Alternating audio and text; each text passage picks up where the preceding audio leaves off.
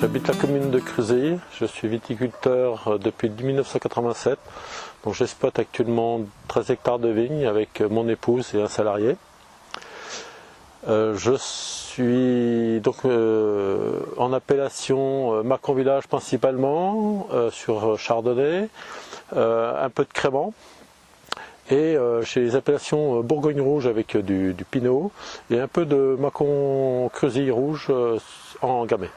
Depuis 1993, je suis en lutte raisonnée et ayant fait déjà beaucoup de réductions suite à ça, puisque depuis 2003 en l'occurrence, nous ne faisions plus de traitement acaricide et insecticide. Nous avions déjà réduit facilement de 25 à 30% en quelques années, en une dizaine d'années. Je suis rentré dans le réseau Défi dès le départ. Ce qui ça m'a apporté surtout, c'est de l'enrichissement, d'avoir la possibilité de rencontrer d'autres collègues qui travaillent aussi chacun de leur manière à des pratiques. Donc il y en a certains qui sont en bio carrément. C'est cet enrichissement qui m'intéresse moi.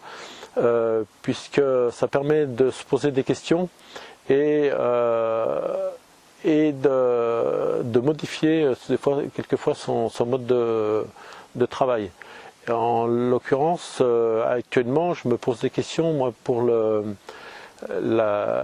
les feuillages que je souhaiterais mettre un peu en place sur mon exploitation, puisque ça me permettrait de ne plus faire de traitement antibotrytis, que je fais un petit peu sur une petite partie de mon exploitation, et ce qui me permettrait d'améliorer certains traitements fongicides.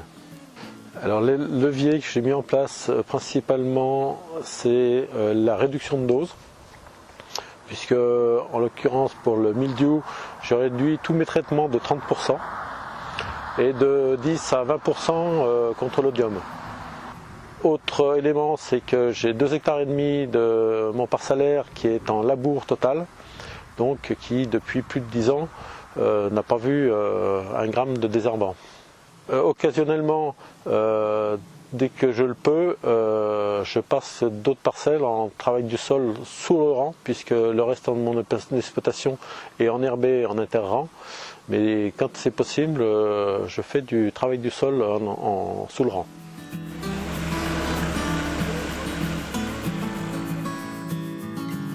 Donc en 2018, par rapport au début, j'ai continué simplement de faire ce que je faisais et d'améliorer ce que je faisais, puisque le réseau Défi m'a permis aussi de contrôler régulièrement mon appareil de traitement.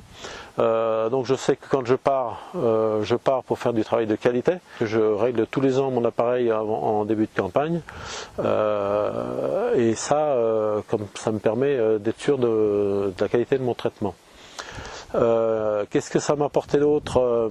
Des voyages d'études qui nous ont permis aussi, enfin qui m'a permis moi de connaître d'autres régions et entre autres de visiter l'INRA de Colmar, qui était un voyage très intéressant puisque on a pu débattre de la possibilité des futurs plants qui sont résistants aux maladies. Bon, on sait que ça ne sera pas du 100%, mais c'est une approche qui peut être très intéressante pour réduire les phytosanitaires. Je dirais qu'il faut qu'on communique. Le travail que nous faisons tous les jours dans nos vignes, il est actuellement pas reconnu par nos concitoyens. On voit les problèmes qu'il y a dans certains villages avec les traitements phytosanitaires. Et c'est vrai que si on peut communiquer là-dessus et apporter des preuves aux citadins ou même dans les petits villages que nous travaillons avec soin et que si nous faisons des traitements phytosanitaires, c'est pas le plaisir, c'est parce que c'est une nécessité pour pouvoir avoir une récolte. Voilà, c'est très important de pouvoir communiquer là-dessus.